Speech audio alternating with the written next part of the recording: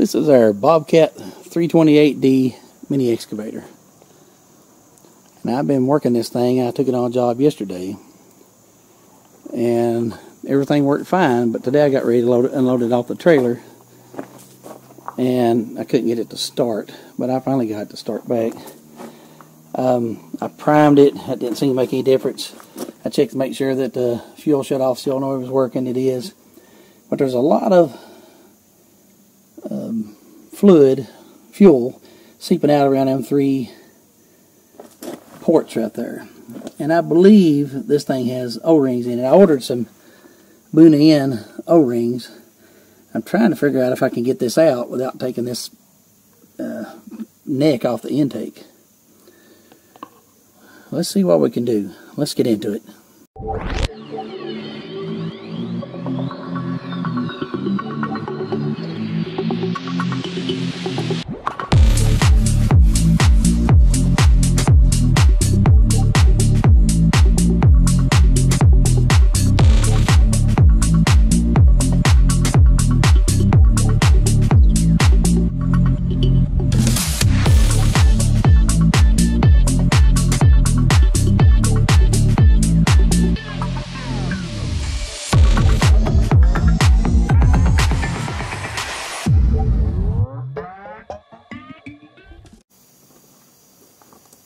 Now I'm having a hard time getting into this line. I'm taking these bent fuel lines off that goes to the injectors and comes back down here to this pump. But I'm using a turkey's foot or a crow's foot, whatever you want to call it. I got these in metric. I don't have any standard ones, but I wish I did. This is the best thing I found to fit it is a 17mm. It could be a different size. It's kind of hard to get to even with this, but I can get in there and turn it just enough to take it off.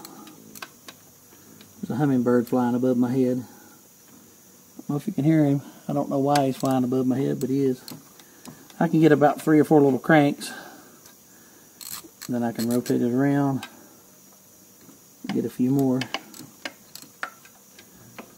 It helps to get these lines loose. I need to loosen this line here. I believe I've already got it.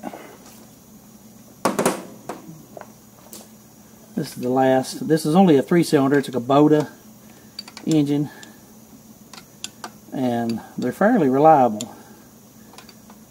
But this little pump on the 3 and 4-cylinder tends to get hot, and it loses its seal with the little O-rings that's on these 3 little valves here. I don't know what these are called, but I believe they have pistons in them, little plungers. So we're going to be really careful when we take it apart.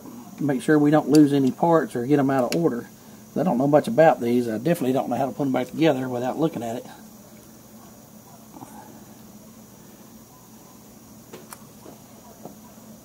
I'm going to try to get this line the rest of the way off, and I'll come back when we get ready to go to the next step. Now these lines don't work like they don't have O-rings or nothing like that. They got a flared end on them. It's not hardly like a brake line, but similar.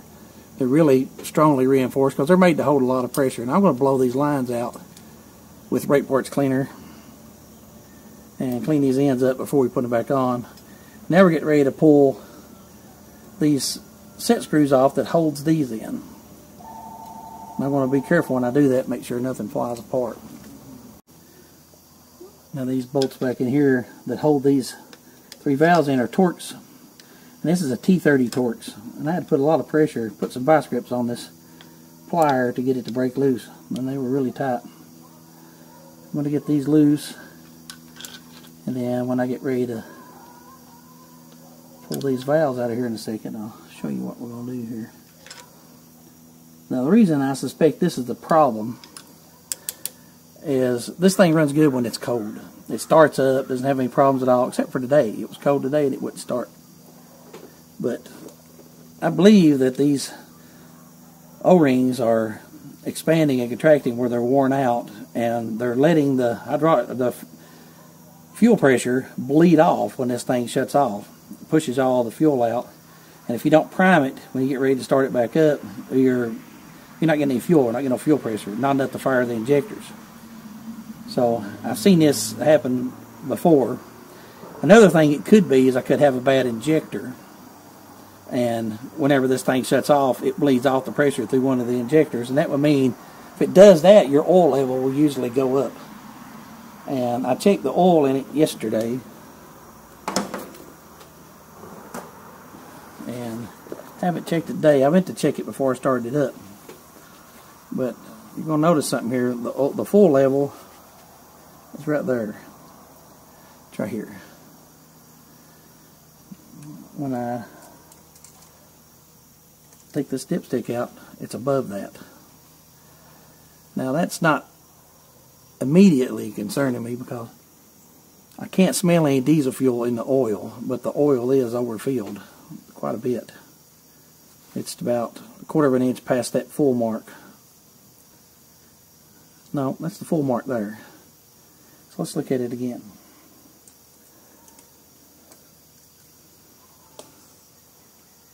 It's still just a little bit past the full mark.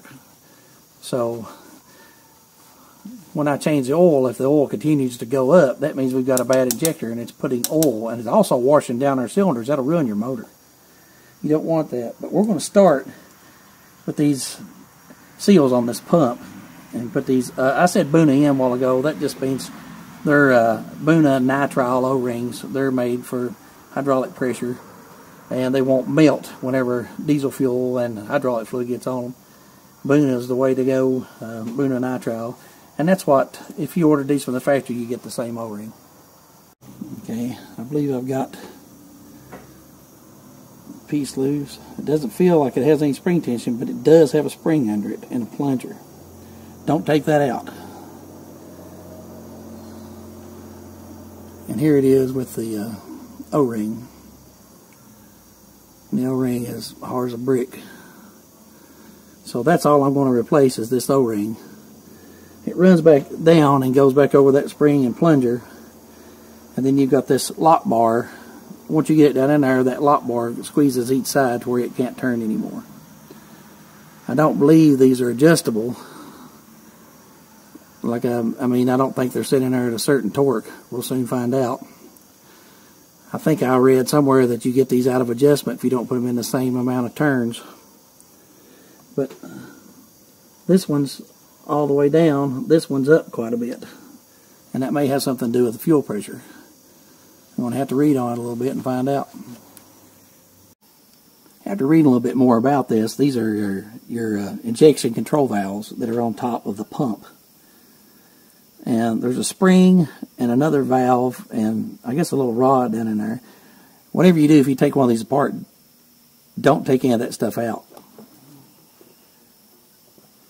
I'm only taking the sleeve out that holds it in. I thought these had to be all set at a certain height.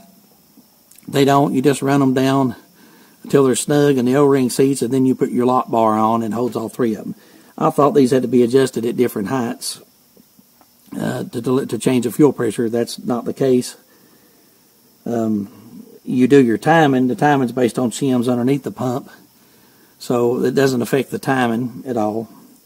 But if you do take one of these apart, just take this part off, replace your O-ring. I put a Buna in O-ring on it. Now, they're going to be different sizes for different pumps. This is only a 3-cylinder. It takes a small, fat O-ring. The one I took off was pretty square and hard, and I put a new one on. I'm going to lay these on the table exactly like I take them off. I won't put each one back where I took it out at. I don't want to mess that up, even though it probably doesn't matter. I'm not going to do it anyway. Here's the O-rings after they came off. This one's square and hard. And I'm replacing it with, looks like a 113 Buna in.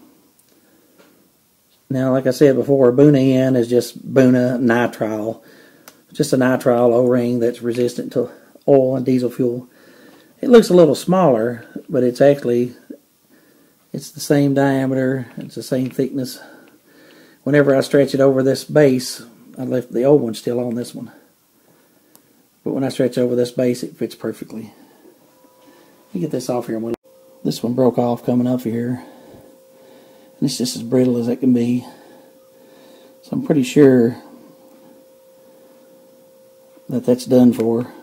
I'm going to put that was the one that came off the first one. It's square on the sides. This one's real flat on the sides too. The new ring fits on there nicely. It's good and soft and pliable. So I've got one more of these to take off, and then we'll try to put it back together. You can see those springs pretty good right there with the light. I'm going to take this last one off. These fuel control valves are 19 millimeter, and they're kind of tight. So that tells me that they was all bottomed out, so they're not set at a certain height like I originally thought. You gotta be careful. Oh no! Be careful not to lose these springs or move them. Don't want to do that. I hate taking them all out at once, but I don't have much of a choice.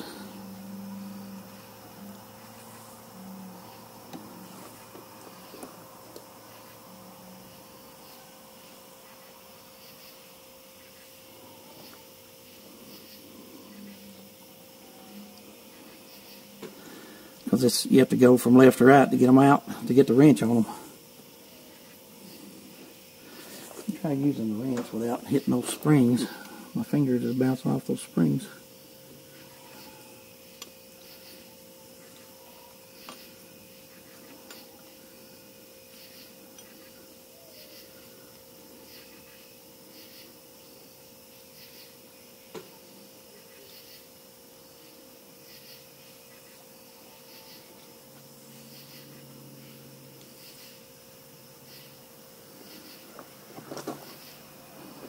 Coming out of our mile.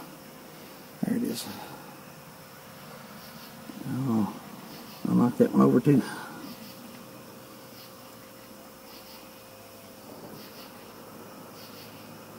Yeah, I think it'll be okay. Just make sure there's not a plunger in the center of it that I knocked out of place. No, it looks good. That little thing. A shim or something. Just a piece of paint, I guess. We'll get back to it in just a second. Then I've got all the O-rings changed. I'm going to put just a little bit of rainbow gravy, or Vaseline, I guess you'd call it. Put it around these O-rings. It's a petroleum product. It won't hurt anything. You could put motor oil, diesel fuel, whatever you want to around these O-rings, just as long as you put some type of lubricant on it.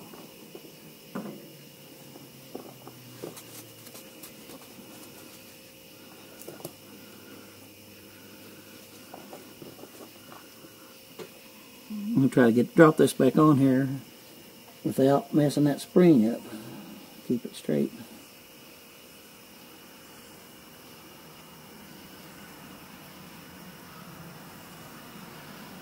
I missed it by a mile. Can't see what I'm doing.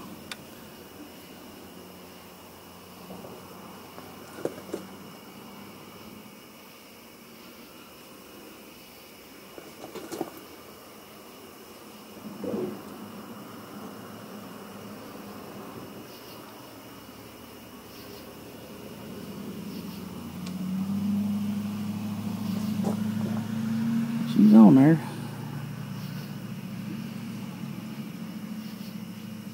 If you feel any resistance, like something's binding in there, you'll have to take it back off and start again.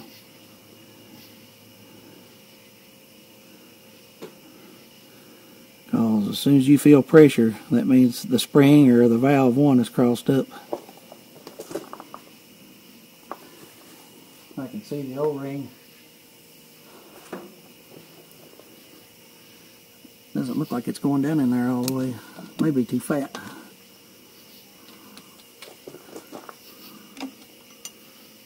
Don't want to force it, but I'm going to see what happens here.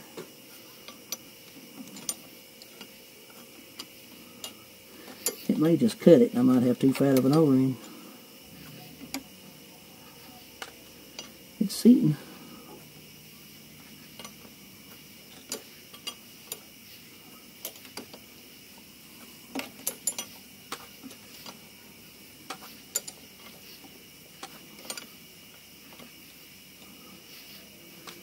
See no pinches or cuts anywhere. It'll either seal or it won't. If it don't, we'll take it off and try a different size.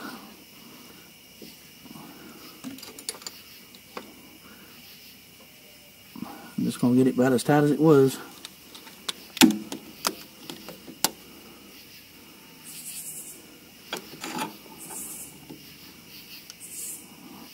That ain't doing me very much good there.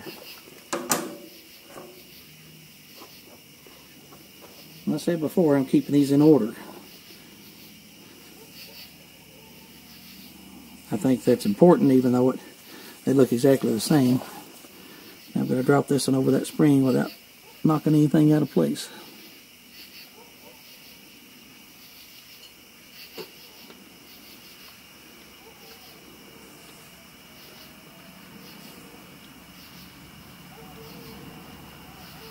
It's going down pretty smooth, so everything must be lining up. And now we're down to the O-ring.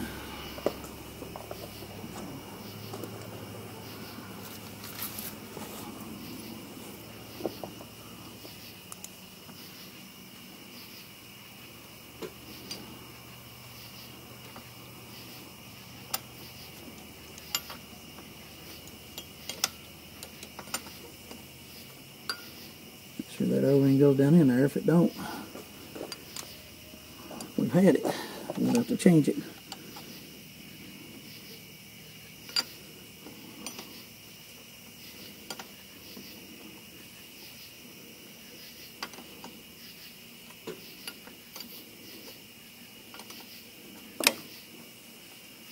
And the light's trying to blow, trying to go out.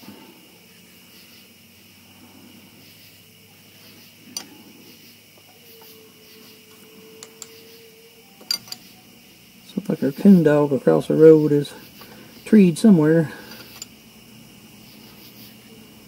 It's bottomed out.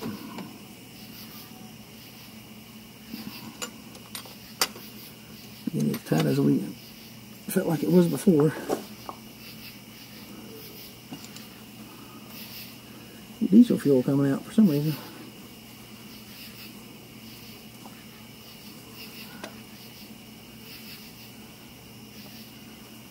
Alright, one more to drop in.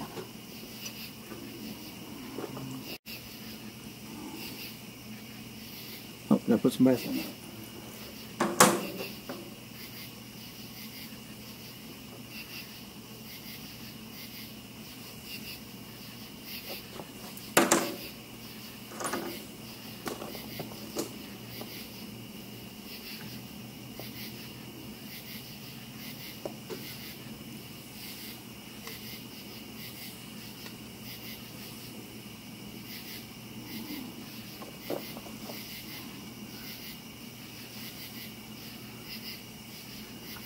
Here comes the diesel.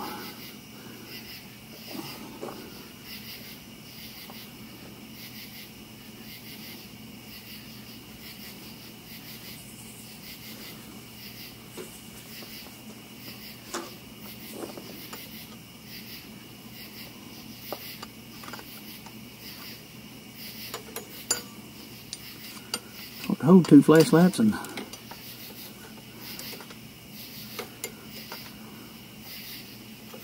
that bar is in the way.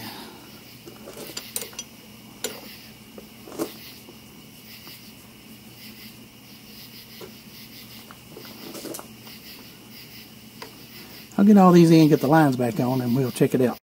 Got all the lines back on, and these line connectors that keeps them from vibrating. Now I'm going to try to stay away from this alternator and spray some brake parts cleaner on there.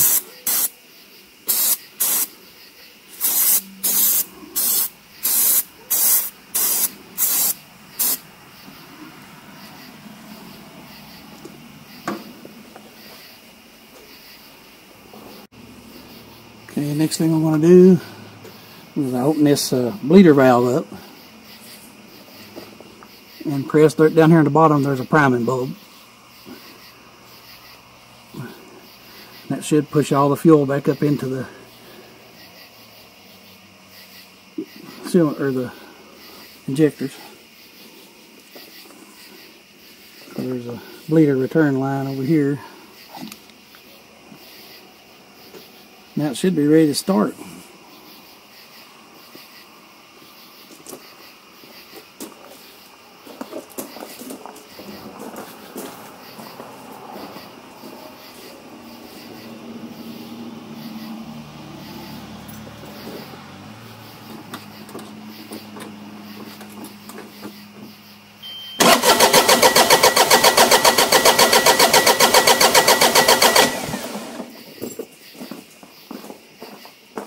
Try it one more time.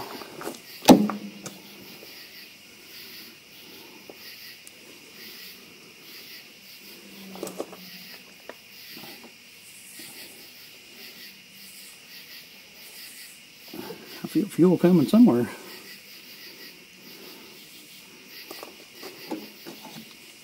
Ain't looking down here.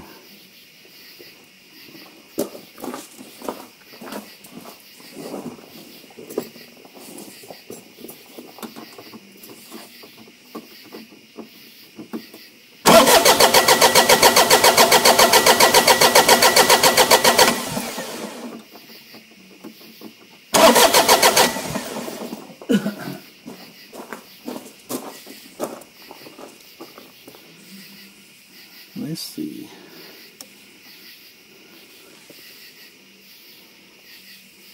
What's the matter with the fuel stop? Keep still on.